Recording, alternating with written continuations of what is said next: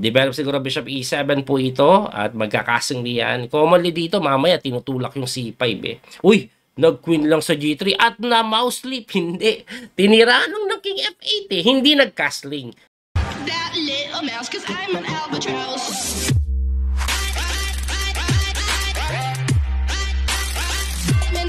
Sa early edition po ng Title Tuesday, tinalo ni Magnus si Ali Reza. Pero after nun, wala. Pinagtatalo naman po siya.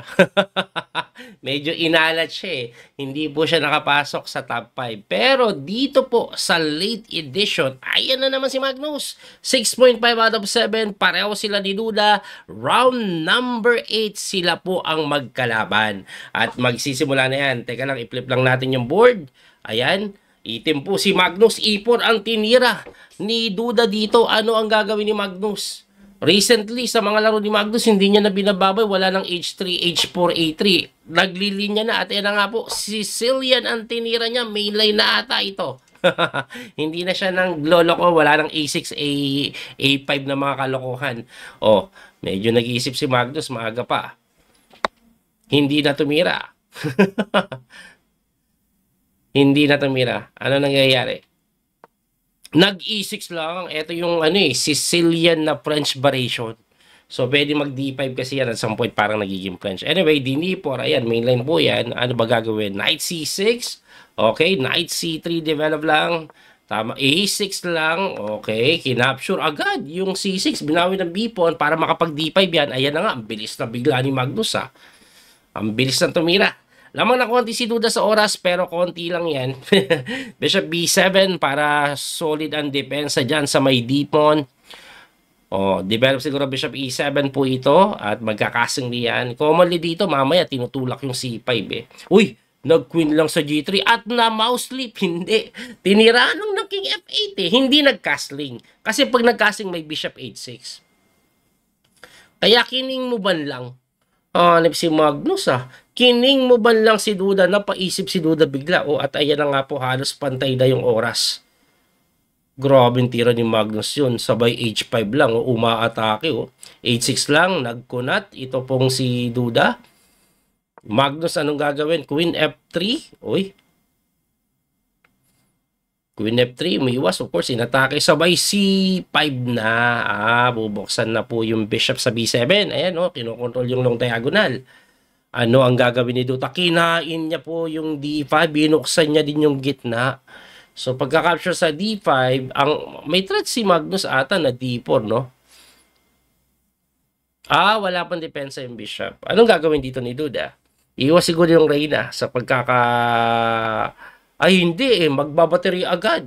Hindi pala pwede kasi yung D4 dahil libre yung bishop sa may A7. Kaya dinepensahan, nag-rook A7. Pwede na yung D5 susunod, no? Or D4, itutulak yung pawn. Lamang na daw dito si Duda. Bakit kaya? Lamang na daw eh. Nag-rook lang po sa may D1 or E1. Baterya lang po. Inaatake po yung bishop dyan. Pwede ba i-D4 to? Pag D4, magda-knight lang siguro. Magda-knight E4 lang. Ganun yung gagawin. Anyway, ano ang gagawin mo ngayon, Magnus? Yan, tanong. So, umatras yung bishop para depensahan yung bishop sa E7. Astig, no? Tapos, pwede na siguro mag-D4 later on. Nag-iisip si Duda dito. Lamang ng konti sa oras si Magnus, Kanina, lamang si Duda sa opening, pero biglang lumamang na si Magnus. Bilis kasi talaga ni Magnus, eh. Binishop lang po sa may G5. Alright. Pine-pressure po yung kanyang kabayo sa F6. Hindi pa rin pwede D4, no? Kasi pag nag-D4, knight E4 lang, eh. Tama, no? May ganun lang. Anyway, ano ang gagawin dyan ni Magnus? Hindi makatira si Magnus, eh. Yung Tori kasi sa H8, walang ginagawa, eh. Parang dun siya nalugi. Kaya sabi dito ng engine, slightly better daw po ito for the side of white. Hindi makatira si Magnus. Hirap magplano.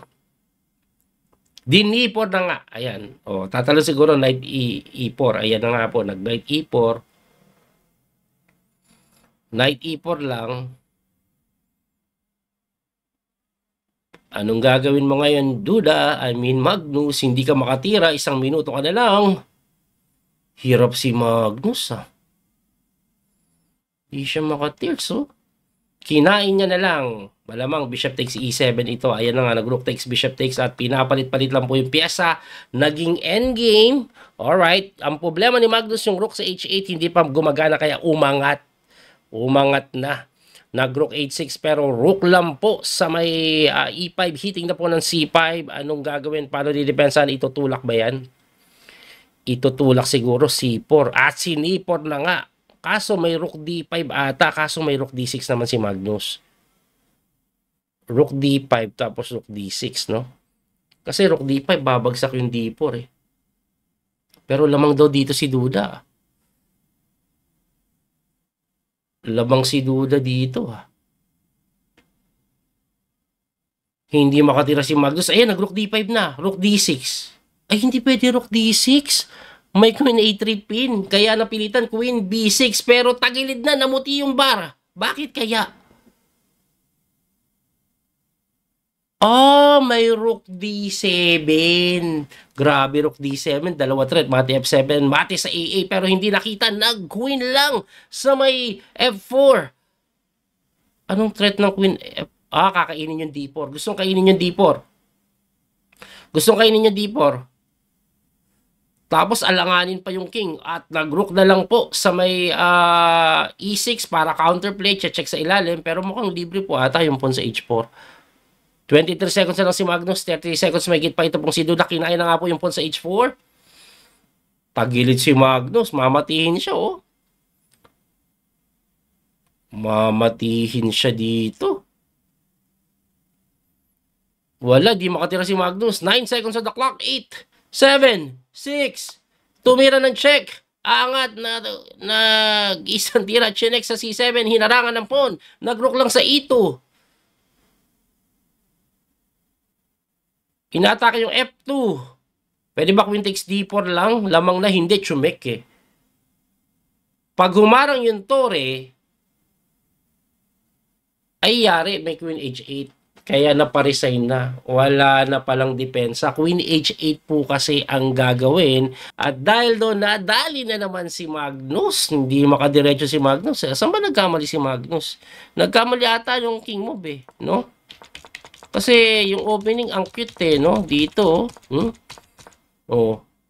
Ang ginawa kasi na king f8. Pero okay pa pala yung king f8 eh. So nagkamali na matindi si Magnus dito. Mali yung c5 daw. Masyado maaga. Hindi, number 1 engine mo bang c5 eh. Ayun, dito. Grabe pala yung tira dito guys. Ito lang daw, rook h5. Sino makakaisip niyan? Kaya kinain ni Magnus eh. Ayan, rook h5. Pinipilit siya mag-rook h5 talaga. Rook, ayun yung blunder. Rook a7. Medyo passive daw yung datingan. At dito talagang lumamang na ng tuluyan eh. Ayan, knight takes e4. Pinalit. Nagkapalitan. Nagganon. Nag-rook lang po sa e5. Ito ang tamang tira. Kung gusto daw ni Magnus na makasurvive, rook d6. Ayun. Kasi yung ginawa niya ganun pagka rook d5, tagilid agad eh. So rook d6, ang pinaka-idea niyan, pag kinapture, ka-counterplay ka d3. Ganyan daw po ang mangyayari. Ano gusto mangyari ng engine? Medyo, malabo yan. Malabong makita. Pag ganitong time pressure ka, ibibigay mo yung pawn. Anyway, balik lang po ako doon. Bakit po hindi po pwede yung rook d6 dito? And may pin. Talo agad. Kasi depensahan mo kakainin and then i-endgame na. Ang bilis ng talo. 1-1 down eh. Ganun po talaga ang buhay. Babawi pa yan si Magnus. Tingnan pa natin yung susunod na game niya kung makakahabol. Ayan. Balita po niyo Coach PD Master Daniel Causo. Salamat po sa panonood. Abangan niyo po yung mga susunod na laban. Thank you. God bless sa inyong lahat mga kabiyahe. Don't forget to like and share. That little mouse, 'cause I'm an albatross.